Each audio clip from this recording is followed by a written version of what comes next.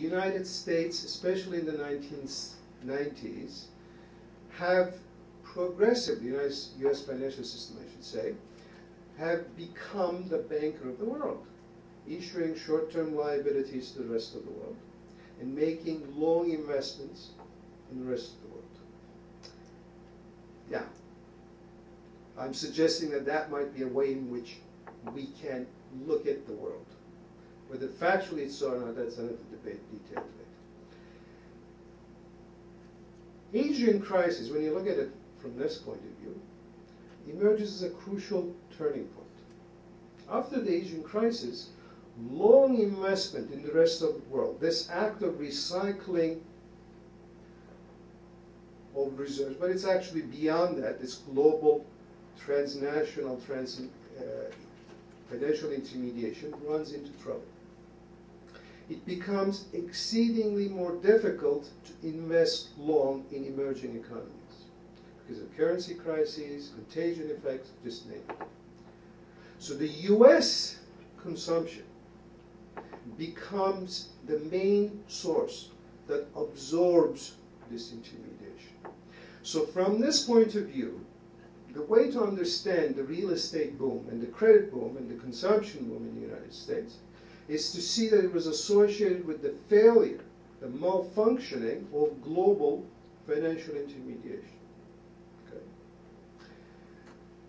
Remember the point that we bookmarked from my first theoretical point, recycling of bear funds to the bulls. That's somewhat remembered these days as the shift of industrial circulation to financial circulation among Keynesian economists, if at all, because most people don't read the treatise, unfortunately. I submit that globally what we have is, what we have had was the transfer or recycling of bull funds, bear funds, to bulls. Right?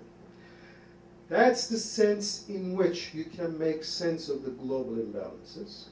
That's the sense in which globally, with respect to the financial intermediation as well as the global economy, you can think of it as the shift from industrial circulation to financial circulation involving speculation.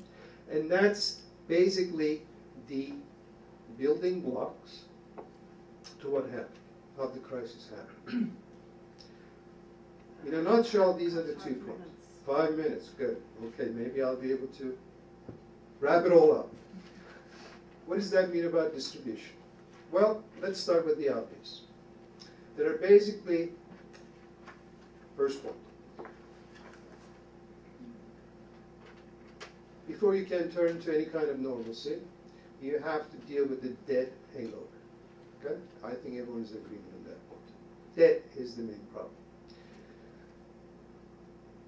How can that problem be resolved? Well, there are 3 possibilities. One, and in these possibilities in terms of their impact on distribution. The impact that is distribution neutral is Keynesian reflation. I think Keynesian reflation is only possible if there is an international institutional reform. It's technically doable, but it doesn't seem viable. It doesn't seem realistic for political reasons. Now, I'm glad Jane is here. She's someone that I've learned a lot on this score. And later today, there will be a much more extended discussion on this. Keynesian reflation in one country, in the United States, cannot work. And I think that's what we're figuring out. So what does that leave us? That leaves us with deflation or inflation. What the administration currently is moving towards is a deflationary solution. Now, clearly, if there's a deflationary solution, the impact, the cost of the crisis falls on the working people. It's very unambiguous. Now, what are they betting on? They're betting on what the IMF basically discovered throughout the era of neoliberal globalization in the emerging worlds, i.e., when you have sovereign risk, fiscal restraint is expansionary. That was the perverse reality of the world economy during the neoliberal era. So the big bet is that by showing fiscal restraint, we can have this magic that worked in other emerging economies in the United States. I think it's not going to work, but nonetheless, that's where we're headed, I'm afraid. And the impact, the distributional impact of that will be quite adverse from the point of view of working people. What's the alternative?